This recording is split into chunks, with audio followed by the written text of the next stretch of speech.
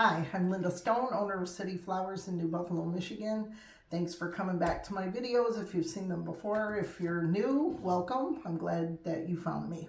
I hope I can share with you what I know and you'll learn something valuable that you can use today. Okay, I'm going to make an arrangement in a square cube. This is a very popular type thing for a table instead of a long centerpiece where you just need something small. This is good for weddings, banquets, all different types of things, even just a coffee table arrangement. So typically when I do a vase arrangement, I will tape my vase to give me a grid to start. But with the cube being so short, everything kind of wants to flop to the edge or to the top, and you'll see that in just a moment when I start. But for the cube, I'm not taping it. Typically, I start working in the center. For the cube, you don't. You work from the outside in. So there's a few tricks to doing this and making it all stay in there. So I'm going to teach you that. Okay, so I'm going to use, for this one, I'm going to use, this is for a customer that wanted more monochromatic. So I have some pink stock. I have some lavender purple alstroemeria here, some little pink spray roses, pink tulips, and our filler is called calcinia. So that's what's going to go in this. So I'm going to start at the outside edge and I'm going to do my stock first. And you do want to strip any leaves that are going to be under the foliage. And I'm going to kind of measure the base of the stock right at the edge of the container, and that's kind of how I'm going to cut this. So I'm going to lay this in, and as you can see how that's trying to flop up, just like it did, it will not stay down in the container. We're going to fix that in a minute as we get some more of these cut. I may just cut this one slightly shorter, but I don't want my stock blossoms down in the water, so you have to be careful of that. You don't want to get your flowers or foliage down into the water for bacteria in your water. So stripping that off. I'm going to just wait till I get all three of these cut, and then I will put them in there. Okay, so when you're working with something like this, we want to crisscross, and we're going to do 3, and this is what's going to help hold these in place.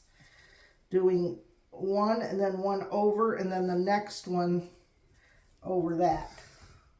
Okay, see now they're staying because each one is helping to hold the other one down, and that starts our base, and as we add more flowers, it will help hold them down even further. So this alstroemeria, I'm going to put in and lay that across the first stems that I had in there. And I'm going to do 3 of these. This one doesn't want, there we go. And this one has a spent bloom on it right here that I'm just going to snip off. Okay, we're going to put that one there. I may use an extra 1 or 2 of these at the end. We'll see if we need more to fill in. This isn't a really large vase. So, okay, so it's all about just crisscrossing your stems when you get them in there, because the more you get in there, the better it's going to hold. Right now, some of them are still a little floppy.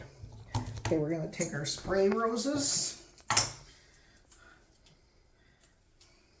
I'm going to put one of those kind of in the center. That's a little bit taller than I want it. So we can take it out and cut it again. That will help hold down some of the things that you have in there. This took me a while to learn to do, so when you're starting with making one of these, don't be discouraged if everything flops out, because it did for me too. Okay, I'm going to add the other one, also kind of to the center point right there. And I think I will put these other 2 alstroemerias in there to help hold that. We can divide the roses and put one right in the center. And I'll put the other one, this one looks a little bit small on this side, so I'll just add it to where I have that one. And now we've got 3 tulips we're going to put in here. And those I'm going to just kind of triangle them. So as I'm cutting these flowers, I'm cutting each one kind of at the base of the table or where the bottom of my vase is. As I hold it here, I'm kind of measuring where to cut that, if that's a helpful tip. Okay, so now we've got everything in there except for our filler. Okay, so now I'm going to add my calcenia, and since this is really long, I'm going to just cut this in several pieces, this long lateral here. And I will have to strip off some of the bottom foliage to use this, because that's a no-no always, is you don't want foliage in the water. It will introduce bacteria into your water with your flowers, and you do not want that. Again, keep in mind that if this bends or lends itself to a certain direction, like this curve, you want to let it naturally flow that way. So I'm going to put this one like right here so that it can flow out. I wouldn't want it to flow inward. Some of the pieces don't have quite as much of a bend, and those you can just stick anywhere you want to fill it in. This calcenia is I'm not really certain where it is native to, but it's only available for a short time in the spring, and it's such a pretty little filler. I like to use it when it's available, and it smells good too. It has a very earthy, woodsy scent to it. Okay, I'm going to add a couple more pieces of this in.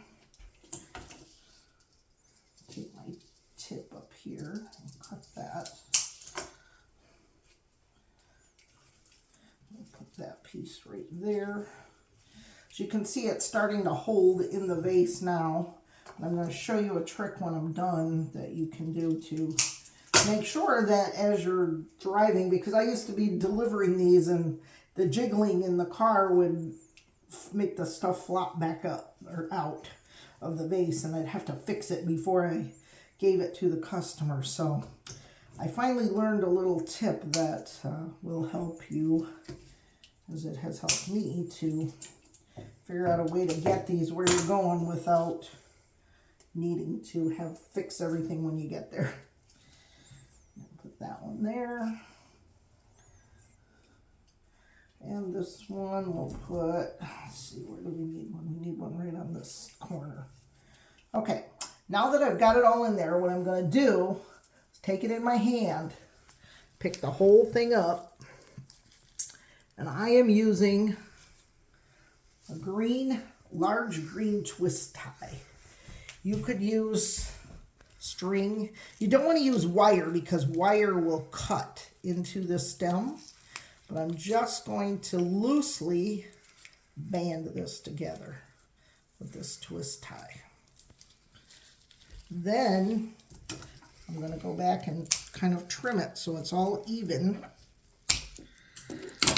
And then I can drop it in, and I know that nothing's going to flop out. It's all secure in there. It's going to stay no matter if I deliver it. If it tips to one side a little bit, I can fix it.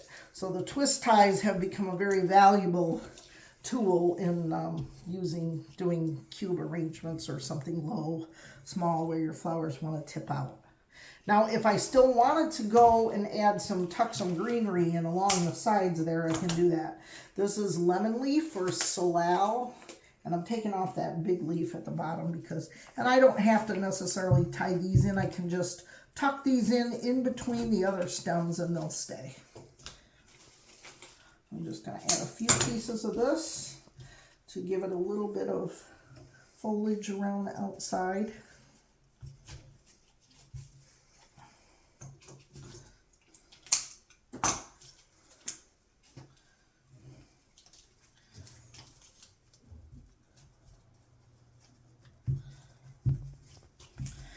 And again, the flowers that I chose are not necessarily flowers you have to use in a cube arrangement. You can use anything the only thing you don't want to use in cube arrangements are like really tall linear flowers, because they don't work at all.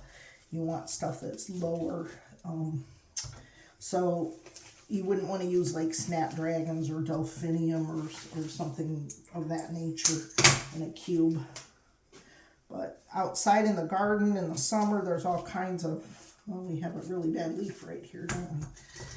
All kinds of asters and daisies and different things. Even geraniums, if you're just going to use them for a day, you know, they're not a long-lasting cut flower, but you could do an arrangement of geraniums, hydrangeas, all those different things work well for cube arrangements or low arrangements. And then you can still, even though you've twist tied it, if you've done it not too tightly, you can still move things around as you want to once you have it done.